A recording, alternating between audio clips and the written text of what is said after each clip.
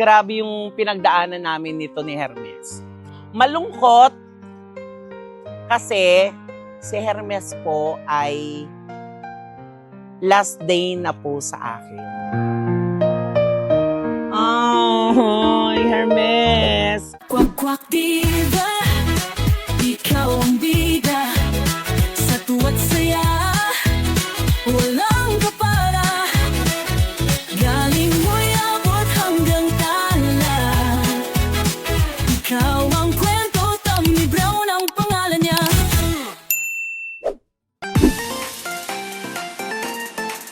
Hello everybody! Ito po nag-isang Kwak-Kwak Diba, Tommy Brown. Welcome sa aking YouTube channel!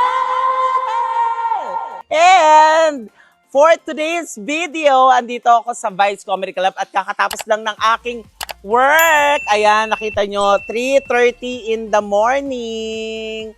Grabe, ang daming tao at saka ang saya-saya. Ayan.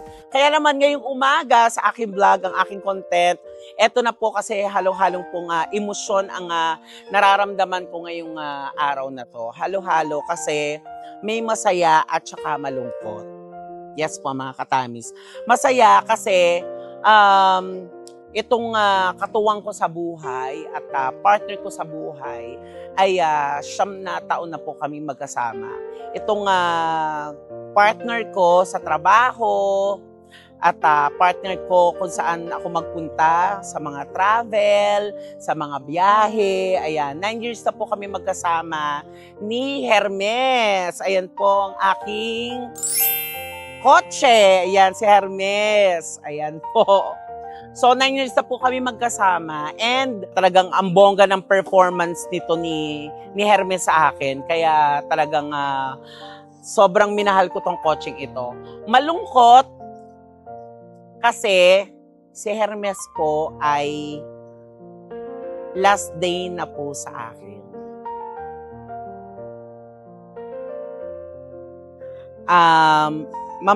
Mamamaalam na po siya. Mamamaalam na po siya. So, last day na po niya sa akin. Itong sasakyan na to na si Hermes.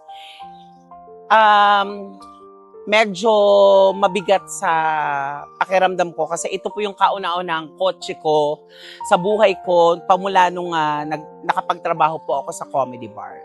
So, siya po ang aking kauna-unahang anak. Nasasad ako kasi grabe yung pinagdaanan namin nito ni Hermes.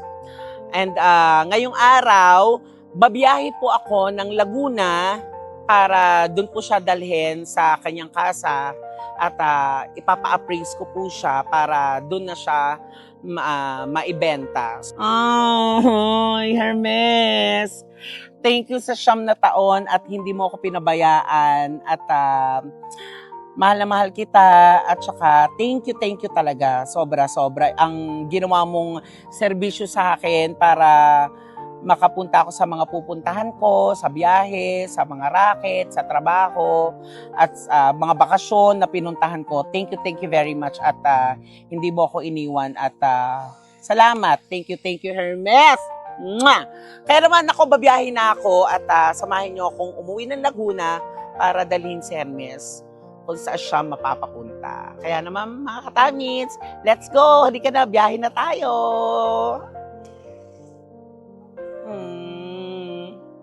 I love you, Hermes. Halika na! So, ayan na mga katamis. Nasa biyahe na po kami ni Hermes ng aking sasakyan. At ayan, so magkwento lang po ako habang nagdadrive ako pero hindi na po ako titingin sa camera para focus lang ako sa aking daan. Okay, so itong si Hermes ay nabili ko po noong year 2018. Ayan. At ang model niya ay EcoSport 2017. Pero 2018 ko siya nabili. Ito rin ang kinuha kong model. Sa that time na 2018, talagang sobrang gandang-ganda ako dito. Sobrang ang ganda kasi EcoSport. Pag sinabi mong EcoSport is, ang nasa utak mo ay pang sports, yung pangkarera, yung ganun. Tapos ang astig nito nung unang labas nito, sobrang gandang-ganda ako. Kaya kinuha ko din to. And plus, Kaya ako din to kinuha tong model na to at gantong kulay kasi ito rin ang sasakyan ng aking BFF. So para kambal kami, gantong kulay at model ang kinuha. Sino dyan mga EcoSport babies and Ford babies? Sino dyan? Ayan. Comment din kayo. Okay naman kami ng mga taong 2018, 2019, okay din naman siya. So, dire-diretso. And that time, nasa punchline and laugh line pa ako. So, eto na nga, ang pinaka big challenge sa akin noong dumating ang taong 2020. And that's a pandemic. Ayan. So, alam naman natin na lahat ng tao ay talagang hirap na hirap sa buhay noon, iba, ng pandemic. At especially kami, yung mga nasa comedy bars, yung mga matao, like may ganyang mga mass, kasi syempre live audience kami sa mga comedy bar. So isa kami at isa ako sa naapektuhan ng pandemic ng sobra-sobra. So 2020, okay, parang papatsi-patsi yung bayad ko sa bangko nitong sasakyan ko. Bali, hindi ram siya ng pinsan ko. Ang agreement namin, bukod sa payment ko monthly, meron ako matatanggap na parang salary kasi nga ang gagawin nila dito ay for rent nila. Kaso hindi naman nasunod. So, 4 na buwan na nasa kanila tapos walang nangyari hanggang sa kinuha ko. Yung pala, nung pandemic, kapag hindi ka nakakabayad, hindi pala sila maghahatak ng sasakyan noong that time nung pandemic. So, ang pagkakaakala ko, anytime pwede nang kuhanin o hatakin. Pero inilaban ko pa rin kapag naipon ako pera, itatapal ko na naman. Kaso sa mga susunod na naman buwan, wala na naman. Yung pala, nagdadagdag lang silang ng interest. Meron pa akong isang pinsan na homemaker ko na ang ginawa nila ay full payment nila tong sasakyan ko. Tapos, sabi niya, kapag nakaipon ulit ako at kapag trabaho na ulit ako, pwede kong makuha ulit ito, huhulug-hulugan ko lang sa kanila. So ayun, so nag 2022, 23, dire-diretso ang comedy bar hanggang sa nag 2025. Nabawi ko to ay 2024. Nakuha ko na ulit siya and na full payment ko na nga din siya. So ayun na naging kwento. And up to now, 2025 hanggang 2026, so ito na nga, nasa akin pa rin siya. And alam niyo po yun, ang daming pinagdaanan nitong sasakyan ko. At ayun po mga katamis, at gusto ko rin magpasalamat kay Hermes kasi sa loob ng 9 na taon, never niya akong naka-aksidente or na-aksidente kami.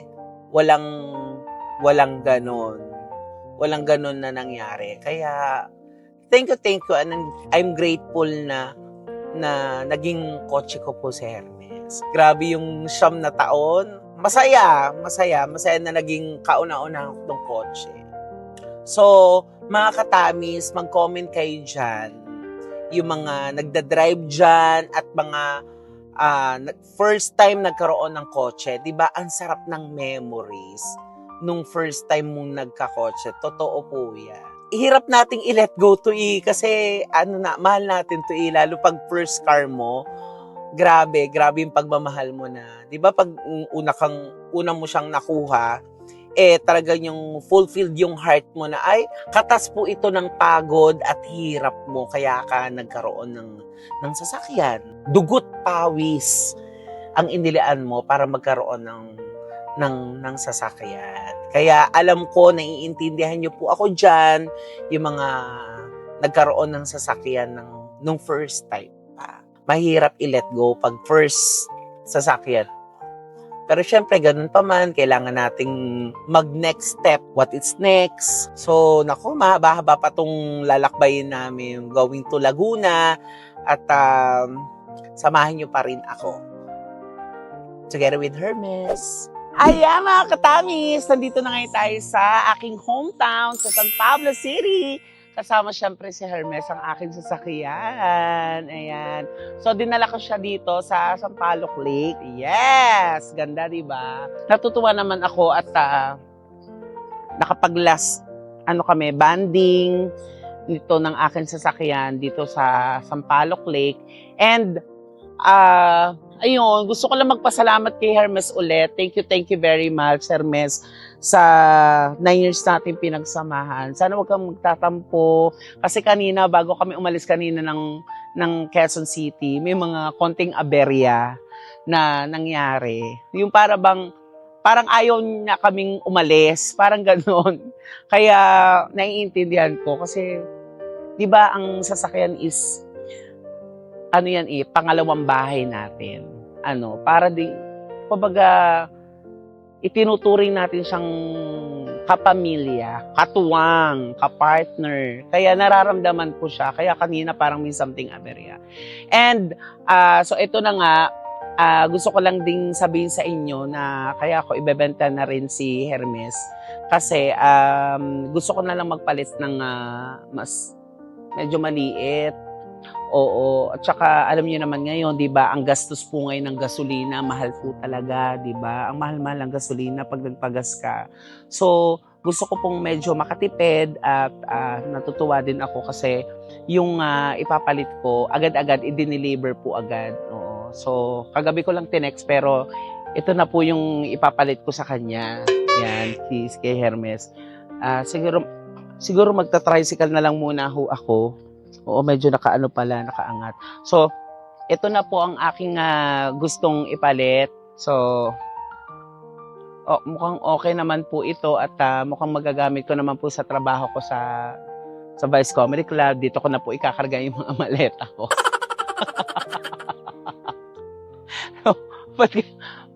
Ba't kayo natatawa dyan? Bakit? Okay naman tong tricycle di ba?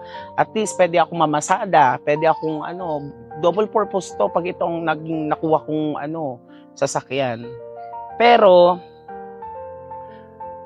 baka may-ari nito, baka mapagalitan tayo.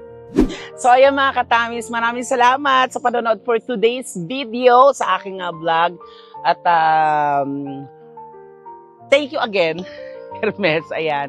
So mga katamis, please, sa mga hindi pa po nakasubscribe sa aking YouTube channel, nasa baba po yan. Ayan, please, magpadami po tayo. And syempre, ang buong channel ng buong Beck Squad po, nasa baba po yan. At syempre, unahin nyo ng aking channel para talagang updated kayo sa aking mga ganap. And again, maraming salamat po. And thank you rin, Hermes. Ayan, magpaalam ka na sa kanila. Paalam ka na sa kanila. Bip, ganon. Yan! Very good! O, diba? Sunod sa inyo, Hermes. Thank you, everybody! Ingat po tayo lahat. Ingat po kayo kung saan mo kayo magpunta. I love you so much. Mwah! Thank you, Hermes. Bye-bye.